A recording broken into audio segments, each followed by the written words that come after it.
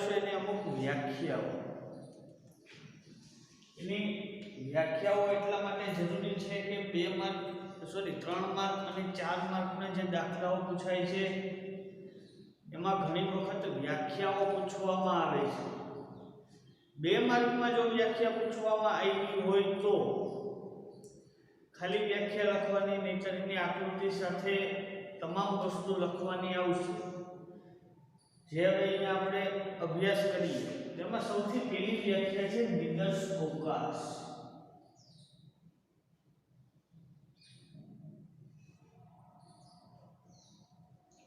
આજે નિદર્શ અવકાશ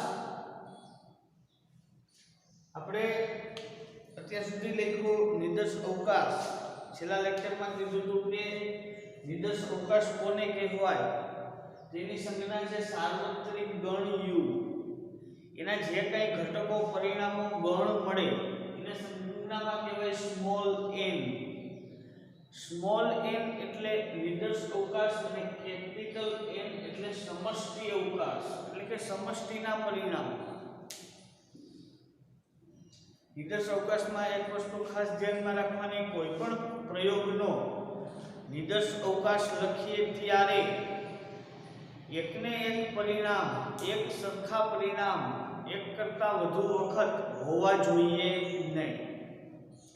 તો નિદર્શ અવકાશની વ્યાખ્યા થાય કોઈ પણ યાદચ્છિક પ્રયોગના શક્ય તમામ પરિણામોના ગણને તે યાદચ્છિક પ્રયોગનો નિદર્શ અવકાશ કહે છે. કોઈ પણ યાદચ્છિક પ્રયોગના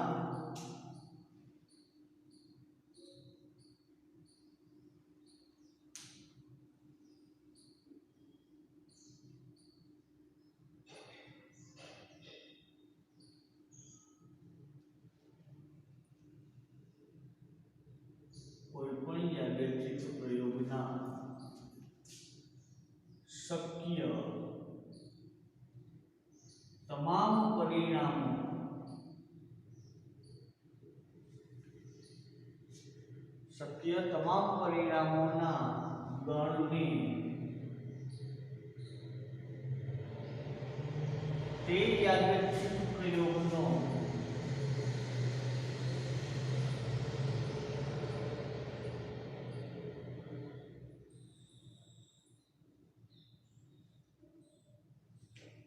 નિદર્શ અવકાશ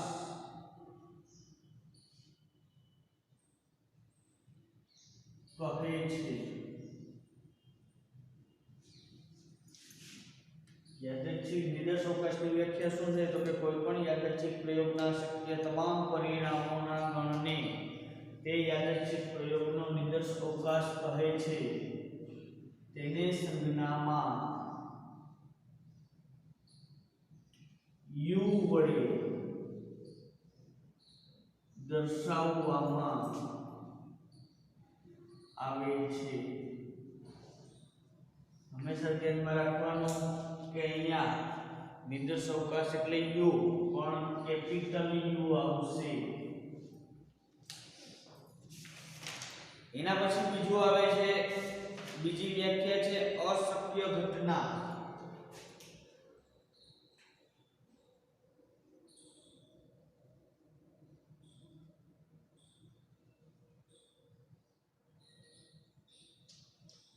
અશક્ય ઘટના એટલે કેવી ઘટનાઓ?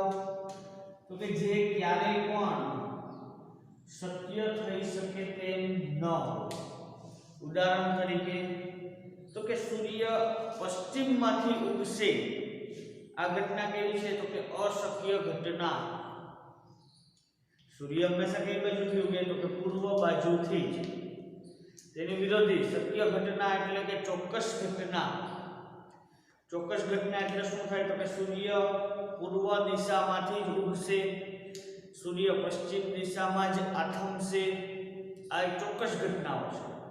અશક્ય ઘટનાઓ એટલે તો કે સૂર્ય પૂર્વમાં આથમશે, પશ્ચિમમાં ઉગશે. આ અશક્ય ઘટના છે. તો અશક્ય ઘટનાની વ્યાખ્યા થઈ યાદચ્છિક પ્રયોગના નિદર્શ અવકાશના વિશિષ્ટ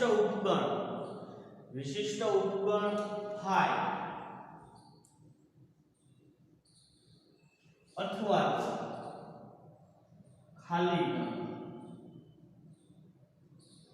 આ બે નિશાની શેના માટે વપરાય છે? જ્યારે અશક્ય ઘટના હોય એનો એક પણ નિર્દેશ અવકાશ ન મળે ત્યારે.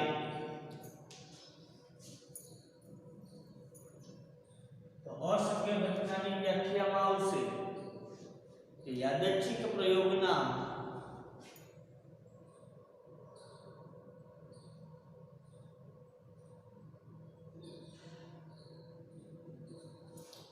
યાદચ્છિક પ્રયોગના વિશિષ્ટ ઉપગણ તરીકે વિશિષ્ટ ઉપગણ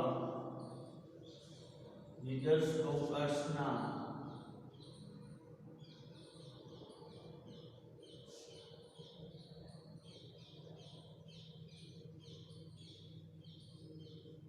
વિશિષ્ટ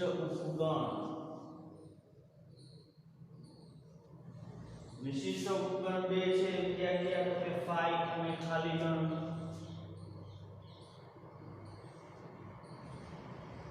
ફાઈ અને ખાલી ગણ એટલે થાય છોકરીઓ કાઉન્સ ચાલુ કરી અને પૂરો કરી દેવાનો. વચમાં એક એક પ્રકારના પરિણામો કોઈ પણ પ્રકારની સંખ્યા લખવામાં આવતી નથી.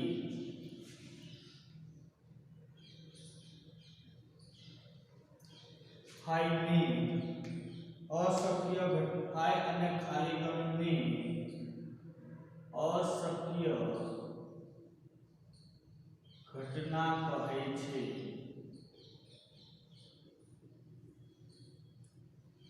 એના પછી આવે છે ત્રીજી વ્યાખ્યા જે છે પૂરક ઘટના.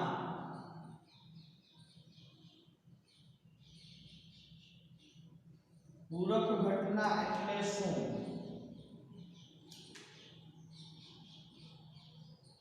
પૂરક ઘટના એટલે થાય કે નિર્દેશ અવકાશ u માં હોય પરંતુ કોઈ પણ એક ઘટના લઈ લે. ઉદાહરણ તરીકે ઘટના A નિર્દેશ અવકાશ u માં હોય પરંતુ ઘટના A માં ન હોય તેવા તમામ પરિણામોના ગણને ઘટના A ની પૂરક ઘટના કહે છે.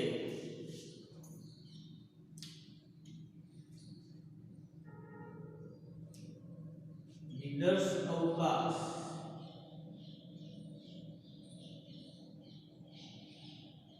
u માં હોય પરંતુ ઘટના A માં ન હોય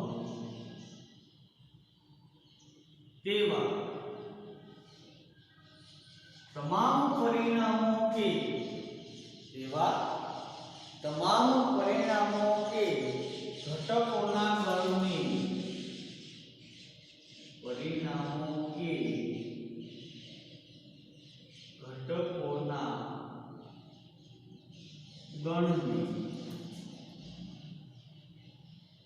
ઘટના A ની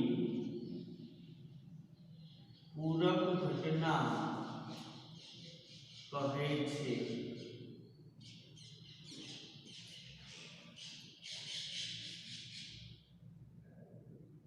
આને સંજ્ઞામાં કઈ સંજ્ઞા વડે દર્શાવવામાં આવે છે?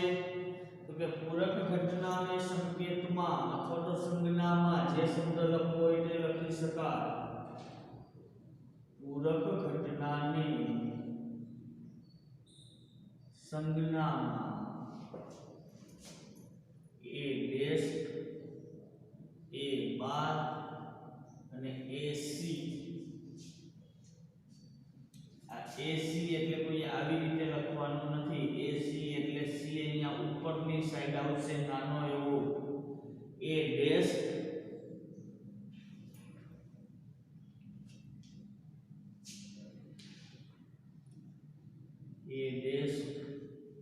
A બાર અને AC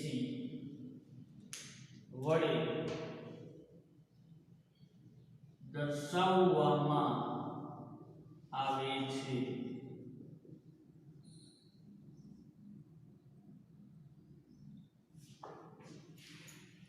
એના પછી બીજું તો આ ત્રણ સંજ્ઞા વડે દર્શાવવામાં આવે છે. તો આપણે કઈ સંજ્ઞા દર્શાવવાની?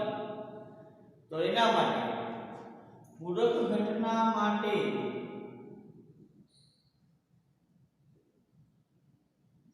a ડેશ આ એક જ સંજ્ઞા a ડેશ નો ઉપયોગ કરીશું.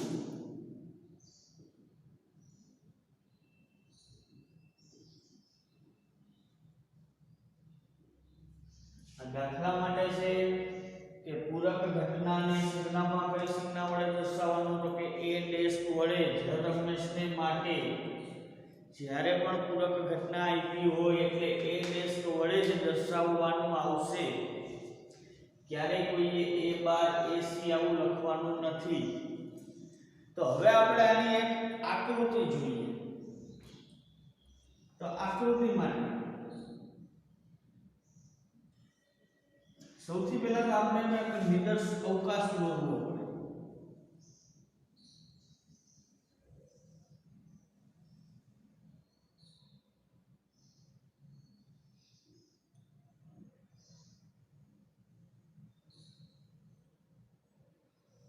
આ નિદર્શ અવકાશ u જે બોક્સ છે, નિદર્શ અવકાશ u માની કોઈ પણ એક ઘટના, એટલે કે રાઉન્ડ દોર્યું છે એક ઘટના છે જેને નામ આપી દઈએ a. એટલે કે નિદર્શ અવકાશ u માં હોય, ઉદાહરણ તરીકે u તરીકે આપણને આપ્યા હોય 1 થી લઈને 5 પરિણામો, આ 5 સંખ્યા. તો આ નિદર્શ અવકાશ u માં ગમે તે જગ્યાએ હોય 1 2 3 4 5 આવી રીતે. એના પછી આપણને આપી છે એ ઘટના. એ ઘટનામાં કેટલા પરિણામો છે? 3 અને 4. તો પૂરક ઘટના a ની પૂરક ઘટના એટલે કેટલા પરિણામો આવશે? તો વ્યાખ્યામાં શું કીધું? તો કે નિદર્શ અવકાશ u માં હોય, u માં કેટલા પરિણામ છે? તો 1 2 3 4 અને 5. પરંતુ એમાં ન હોય, એમાં ક્યાં પરિણામ નથી? તો કે 1 2 અને 5. ઘટના એમાં બે જ પરિણામ છે, ક્યાં 3 અને 4. એટલે કે ક્યાં પરિણામ નથી? તો કે 1 2 અને 5. તો આને ઘટના a ની પૂરક ઘટના કહે છે.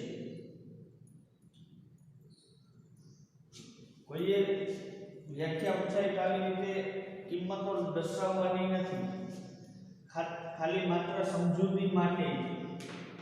તો ઘટના a ની પૂરક ઘટના કઈ થાય? તો કે a સિવાયનો બધો ભાગ નિદર્શ અવકાશ u નો આપણે એને આવી રીતે હાઈલાઈટ કરીએ.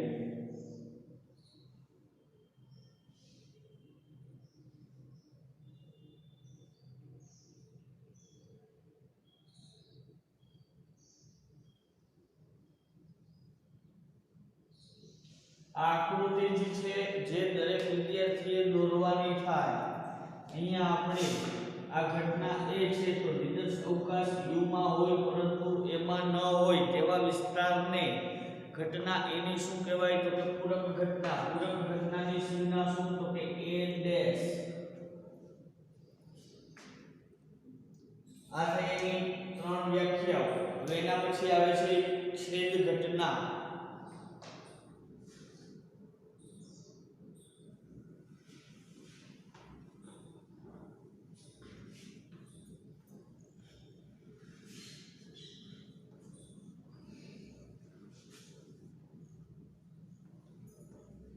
છેદ ઘટના એટલે શું થાય? તો કે ઘટના a અને ઘટના b બંને એક સાથે બને તે ઘટનાને ઘટના a અને b ની છેદ ઘટના કહે છે. એના પછીની ચોથી વ્યાખ્યા છે છેદ ઘટના.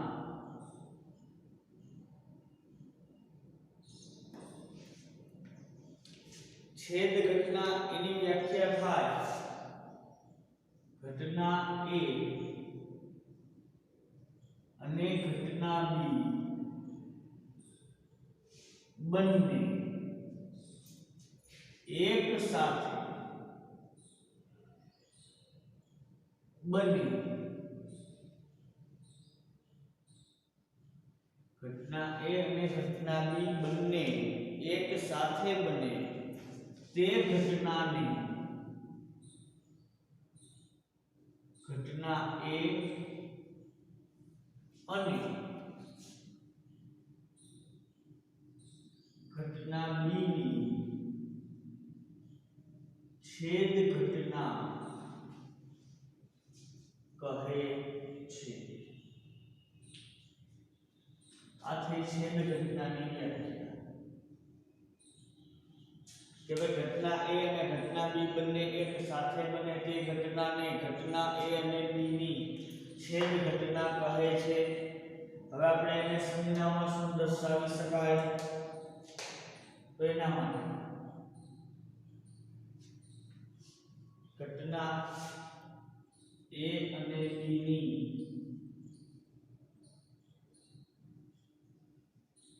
છેદ ઘટનાને સંજ્ઞામાં A છેદ B, A છેદ એટલે ઊંધો U, B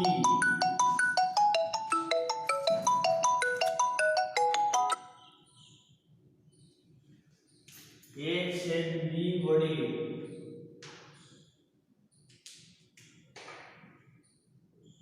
દર્શાવવામાં આવે છે.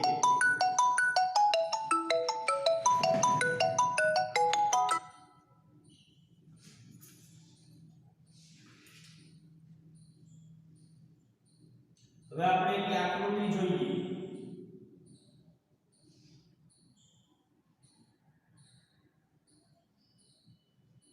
તો આ છેદ ઘટનામાં કેટલી ઘટનાનો સમાવેશ થયો? તો કે બે ઘટનાઓ, ઘટના A અને ઘટના B. આપણે બે ઘટનાઓ દર્શાવ્યા નિદર્શ અવકાશ Q.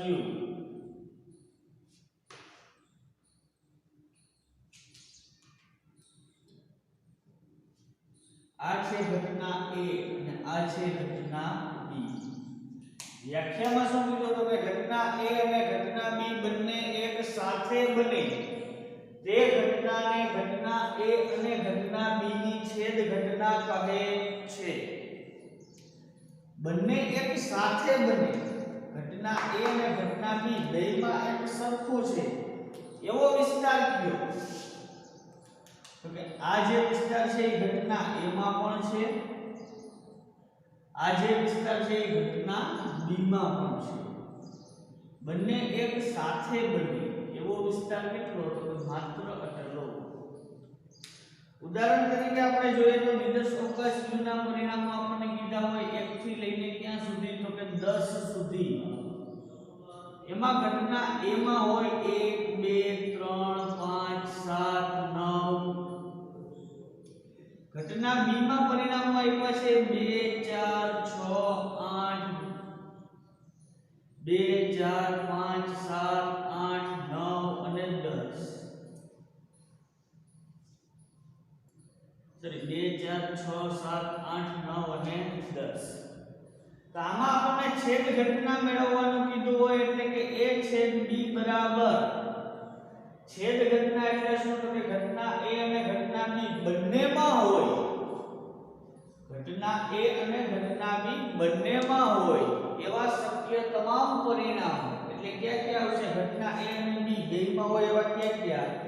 તો કે પહેલું તો આ 2, પછી આ 7 અને આ 9. તો આ ત્રણ પરિણામ છે એ કેવા પરિણામો છે? તો કે છેદ ઘટના એટલે કે બંને ઘટનામાં સરખા છે, 2 7 અને 9. તો આ છે એની છેદ ઘટના. એના પછી જોઈએ તો આવે છે યોગ ઘટના. પાંચમી વ્યાખ્યા છે યોગ ઘટના. યોગ ઘટના એટલે શું થાય?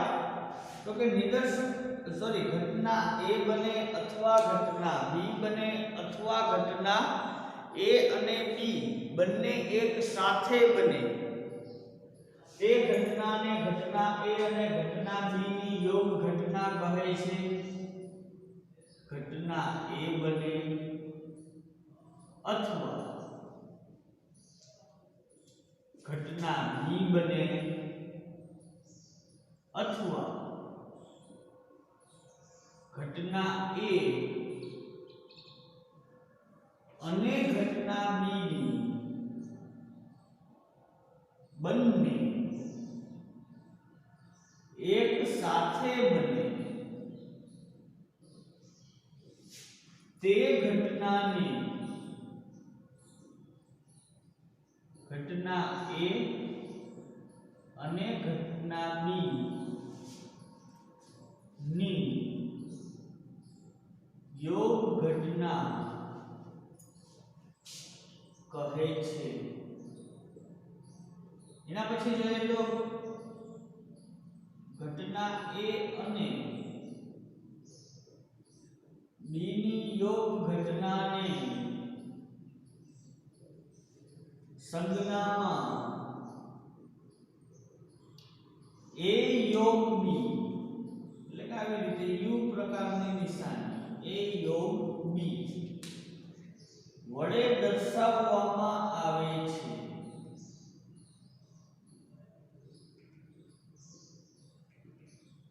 હવે આપણે આની આકૃતિ જોઈએ તો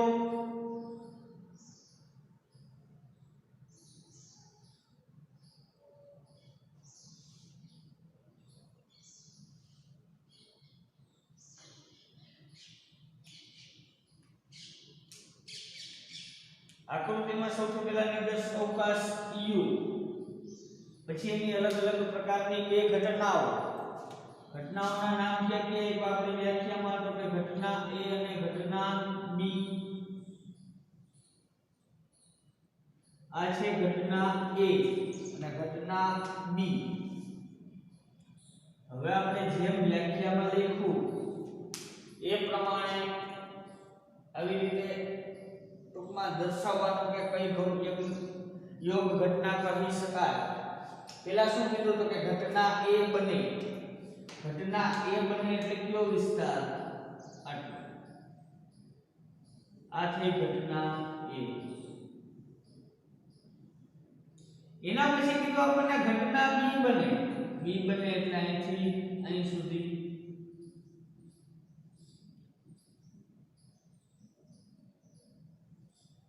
ઘટના A બને છે, B બને છે. પછી આપણને કીધું ઘટના A અને B બંને એક સાથે બને. આ બંને એક સાથે બનેલી ઘટના છે. તે ઘટનાને ઘટના A અને B ની યોગ ઘટના કહે છે. એનો મતલબ એવો છે કે ત્રણેય પ્રકારની જે ઘટના આપણે લખી ઘટના A, B અને ત્રીજું શું હતું તો કે A અને B ની બંને એક સાથે બન્યા. ત્રણેય વિસ્તાર એનો જ્યારે સમાવેશ થાય ત્યારે જ યોગ ઘટના છે એવું કહી શકાય. ઉદાહરણ તરીકે આપણે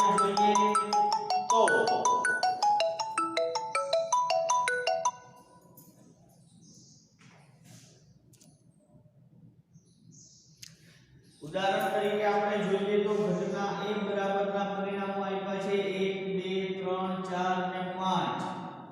ઘટના B ના પરિણામો છે 2 4 6 અને 8. તો A યોગ B બરાબર શક્ય એટલા બધા પરિણામ.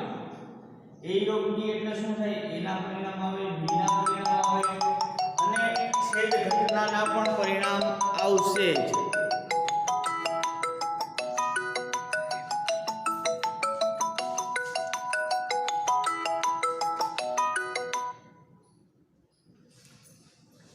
A યોગ B એટલે ચાલો કરવાનું 1 પહેલા ઘટના A ના તમામ પરિણામ લખી લેવાના 1 2 3 4 અને 5. એના પછી જોતું જવાનું 2 આવી ગયા તો કે આ બીજી વખત લખાય નહીં. 4 આવી ગયા હા 6 અને 8 આટલા પરિણામો આવશે. હવે આપણે આગળની જે વ્યાખ્યાઓ છે એ આપણે નેક્સ્ટ લેક્ચરમાં એનો અભ્યાસ કરીશું.